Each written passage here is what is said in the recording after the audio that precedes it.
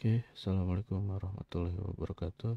Eh, Anak-anak ekskul fotografi, kali ini kita berjumpa kembali di video pembelajaran, dan video kali ini saya akan menjelaskan tentang segitiga exposure, yang mana ini merupakan dasar dari fotografi. Jadi kalian harus sudah paham terlebih dahulu tentang segitiga exposure ini, ya, karena segitiga exposure ini sangat penting sekali kalian pelajari. Nah, apa sih segitiga exposure ini, ya? Segitiga exposure atau triangle exposure triangle ini sebenarnya istilah, ya, istilah dari sebuah kombinasi antara tiga elemen yaitu shutter speed, kemudian aperture, dan juga ISO. Nah, pada dasarnya exposure sendiri itu adalah banyaknya cahaya. Jadi banyaknya cahaya yang masuk ke dalam kamera atau yang jatuh ke medium atau film atau sensor gambar. Nah, dari banyaknya cahaya tersebut, maka kita bisa menentukan tuh gambar kita itu mau terlihat terang atau terlihat gelap. Nah, ini penting sekali untuk dipelajari, ya, karena ya kalau kalian tidak mengenal segitiga exposure, kalian tidak akan pernah tahu tentang apa itu fotografi.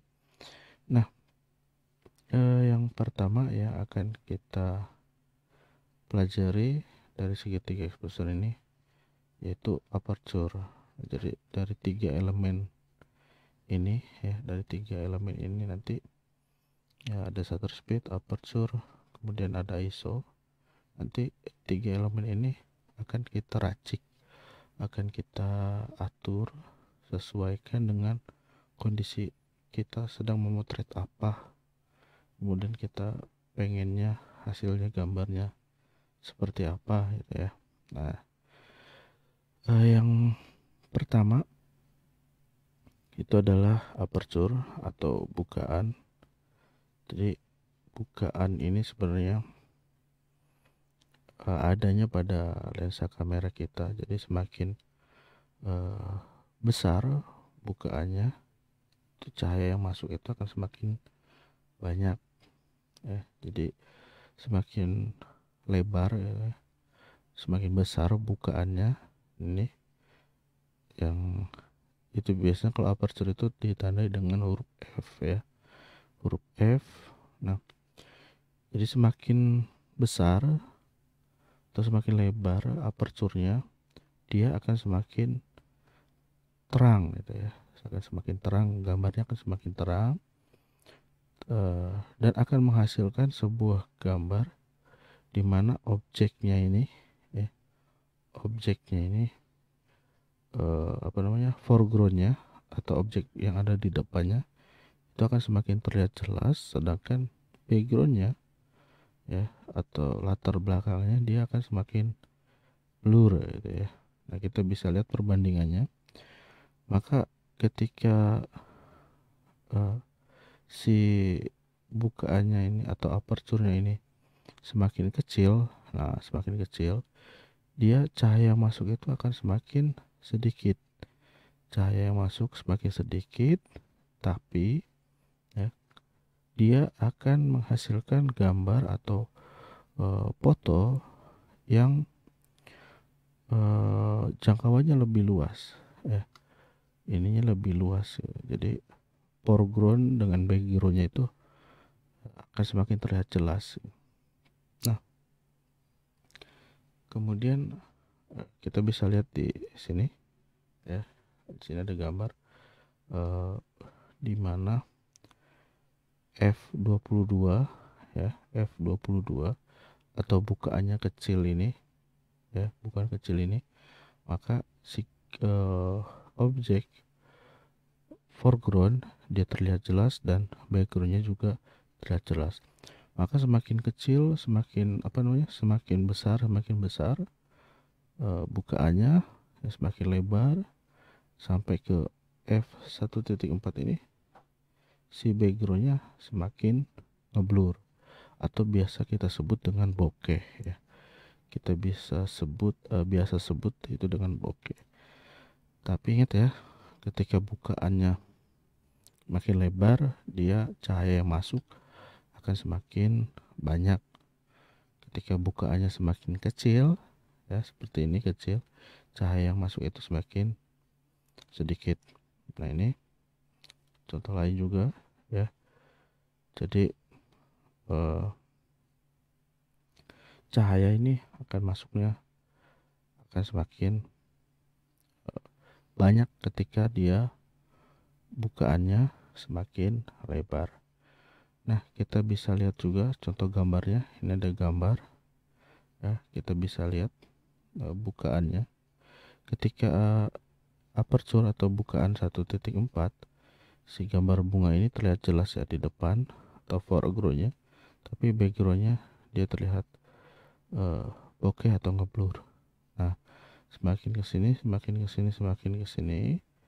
ya, kita bisa lihat ketika menggunakan f8.0 dia foreground dengan backgroundnya hampir terlihat jelas ya, backgroundnya hampir terlihat jelas, walaupun di sini masih ada blur ya, karena dia masih menggunakan bukaan f8 ya. Nah, itu tentang aperture atau diafragma atau bukaan. Jadi ingat, ketika bukaannya semakin lebar, maka cahaya yang masuk itu akan semakin banyak ya, semakin banyak. Tapi ketika bukaannya makin kecil, cahaya yang masuk itu akan semakin sedikit, dan gambar itu akan semakin jelas. Foreground dengan backgroundnya akan semakin jelas. Tapi ketika bukaan itu lebar ya, cahaya yang masuk semakin banyak, tapi si foreground itu akan terlihat jelas dan background akan terlihat lebih ngeblur. Nah, berikutnya itu ada shutter speed. Nah, ini ada gambar. Shutter speed itu biasanya dilambangkan dengan 1/, ya. 1/, seperti ini. Kalau seperti ini ya. 1/, ini merupakan shutter speed. Nah, jadi shutter speed ini merupakan kecepatan rana atau kecepatan si shutternya mengambil gambar. Atau kalau misalkan kalian motret ada suara cekrek, nah itu dia shutternya berjalan. Jadi semakin cepat shutternya, maka cahaya yang masuk itu akan semakin sedikit. Tapi ketika semakin lambat shutternya, cahaya yang masuk itu akan semakin banyak. Tapi kita bisa lihat di gambar ini ya, bahwa shutter speed juga itu akan mempengaruhi daripada posisi si objek ya. Jadi ketika menggunakan shutter speed yang rendah, kita bisa lihat 1/3 ini dia akan membuat objek itu menjadi bayangan ya. Ketika si objek bergeraknya cepat. Ketika objek bergerak cepat, kita menggunakan shutter speed yang rendah, maka objek itu akan menampilkan bayangan gitu ya, seperti ini.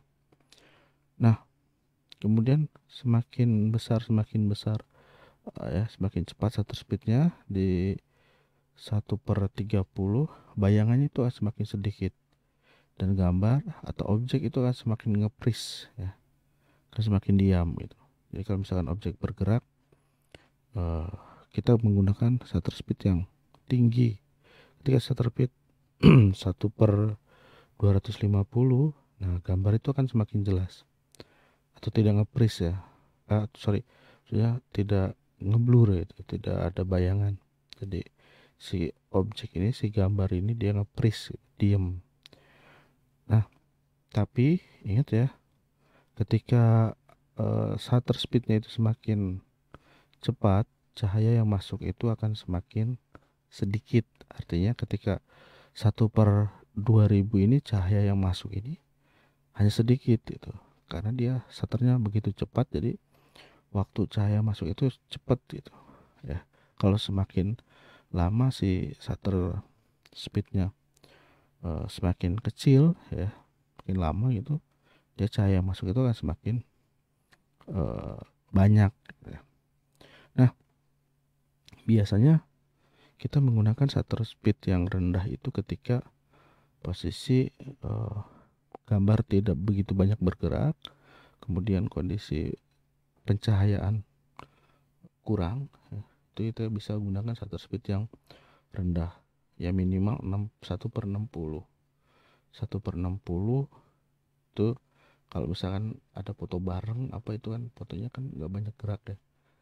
Nah, itu bisa dipakai gitu 1/60.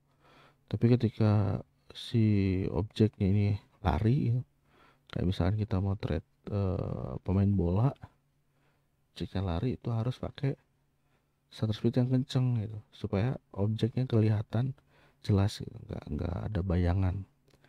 Nah, saya bisa punya satu gambar contoh. Nah, ini adalah Muhammad Salah ya. Nah, kita bisa lihat dari gambar ini bahwa si Salah ini kan berlari begitu kencang gitu. Ketika kita ini sudah dipastikan bahwa dia menggunakan shutter speed yang rendah ya, atau yang lambat itu. Karena dia ada bayangan di sini ya. Ada bayangan ya. Jadi si bolanya pun itu ada bayangannya gitu, ya, ngeblur gitu, nggak jelas. Karena tadi prinsipnya semakin rendah shutter speednya, maka dia akan semakin banyak bayangannya. Tapi cahaya yang masuk, ingat ya, cahaya yang masuk ketika shutter speednya rendah, cahaya yang masuk itu kan semakin banyak. Oke, itu tentang shutter speed ya. Jadi nanti dirumuskan kalau misalkan kita mau ngambil gambar orang lari, orang lagi main bola gitu ya, itu harus pakai shutter speed yang tinggi gitu, yang kenceng. Kalau misalnya shutter speednya yang rendah, orang lagi lari ya pasti gambarnya akan ada bayangnya gitu. Nah, kalau seperti ini kan kadang-kadang shutter speed rendah pun itu akan terlihat lebih cantik ya, lebih cantik. Nah, itu tentang shutter speed. Kemudian yang terakhir itu ada ISO ya. Nah, sensitif ISO atau ISO sensitif ini merupakan sensitivitas sensor kamera ya. Sensitivitas sensor kamera dalam mengatur pencahayaan. Kalau misalkan ISO-nya rendah ya, cahaya yang masuk itu akan semakin kecil. Ingat ya, ISO rendah, misalkan ISO-nya 50 atau 100, dia cahaya yang masuk itu sedikit, atau sensitivitas terhadap cahayanya itu kecil itu. Jadi gambar ini akan gelap. Tapi ketika kita gedein ISO-nya, itu sudah jelas, gambarnya akan semakin cerah, akan semakin terang. Tapi nanti akan ada yang namanya noise ya. Akan ada yang namanya noise atau kotoran lah di foto itu, ada yang namanya noise. Mengganggu sekali kalau ada noise. Nah, jadi ingat ya rumusnya, ISO itu kalau semakin kecil dia cahayanya, sensitivitas cahayanya itu kecil ya, atau rendah. Tapi ketika ISO-nya besar, sensitivitas terhadap cahaya itu, kamera menangkap cahayanya itu akan semakin terang gitu ya, semakin besar. Tapi di sini akan menimbulkan yang namanya noise. Nah, saya punya satu contoh gambar dapat dari Google ya. Nah, ketika menggunakan ISO 100, nah ini yang disebut dengan noise nih. Nah, ini yang disebut dengan noise ya. Jadi noise itu ada kalau gambar yang jernih, dia tidak ada kotoran apapun. Ya di sini nggak ada. Tapi ketika gambar yang noise, nah dia ada kotorannya nih, ada kotorannya. Jadi akhirnya gambarnya jelek gitu ya, tidak enak dipandang. Nah itu segitiga exposure. Jadi kesimpulannya bahwa segitiga exposure ini sangat penting kita pelajari ya, karena untuk memahami exposure atau pencahayaan atau bagaimana caranya kita mengatur kamera agar cahaya itu pas ya, agar cahayanya ketika digunakan pas, gambarnya menghasilkan gambar yang jernih ya, menghasilkan gambar yang jernih. Kita harus bisa mengatur segitiga exposure. Jadi ingat ada 3 unsur ya di segitiga exposure atau exposure triangle ini. Yang pertama itu ada aperture, kemudian ada shutter speed, dan juga ada ISO. Dan ingat kesimpulannya tadi, kalau misalkan aperturnya semakin lebar, cahaya masuk itu akan semakin banyak gitu ya. Kalau tapi nanti gambar belakangnya kan menjadi ngeblur atau bokeh. Kemudian shutter speed juga sama, ketika menggunakan shutter speed yang kecil, yang rendah gitu ya, dia akan semakin cahaya masuk itu akan semakin banyak, tapi akan menghasilkan gambar yang ada bayangnya gitu ya, atau ngeblur gitu. Nah, kemudian ISO juga sama.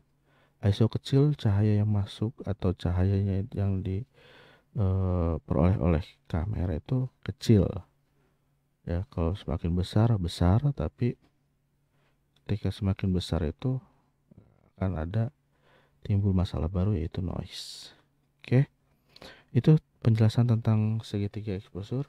Anak-anak, jika ada pertanyaan kalian bisa tulis di kolom komentar, atau kalian juga bisa langsung menghubungi saya ya. Itu tentang segitiga exposure. Oke, itu saja materi pada video saya kali ini. Semoga bermanfaat. Terima kasih. Jangan lupa untuk di like, share, dan komen jika ada pertanyaan. Oke, itu saja. Terima kasih. Assalamualaikum warahmatullahi wabarakatuh.